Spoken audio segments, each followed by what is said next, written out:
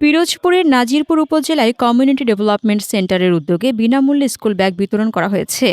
শনিবার ৯০ নং ভীমকাঠি সরকারি প্রাথমিক বিদ্যালয় ও ১৫৬ নং দক্ষিণ চিথলিয়া সরকারি প্রাথমিক বিদ্যালয়ের ১২৩ জন শিক্ষার্থীর মধ্যে এসব স্কুল ব্যাগ বিতরণ করা হয়। নাজিরপুর প্রতিনিধি আল আমিন হোসাইনের প্রতিবেদনে থাকছে বিস্তারিত। ভীমকাঠি সরকারি প্রাথমিক বিদ্যালয়ের প্রধান শিক্ষক ভুলু মিত্রের সভাপতিত্বে আয়োজিত অনুষ্ঠানে প্রধান অতিথি হিসেবে উপস্থিত ছিলেন উপজেলা নির্বাহী কর্মকর্তা মোহাম্মদ ফজলে রাব্বি। অনুষ্ঠানে বক্তারা বলেন, কোডেক একটি জনকল্যাণমূলক সংস্থা। এটি সবসময় সাধারণ মানুষের কল্যাণে কাজ করে।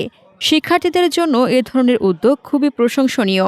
এ সময় আরও উপস্থিত ছিলেন কর্মকর্তা ডাক্তার মশিউর রহমান, উপজেলা যুব উন্নয়ন কর্মকর্তা প্রদীপ কুমার রায়, কোডেকের সিনিয়র এলাকা ব্যবস্থাপক মোহাম্মদ কাজী ইকবাল, এলাকা ব্যবস্থাপক উত্তম কুমার হালদার ও শাখা ব্যবস্থাপক মোহাম্মদ ইমরান হোসেন।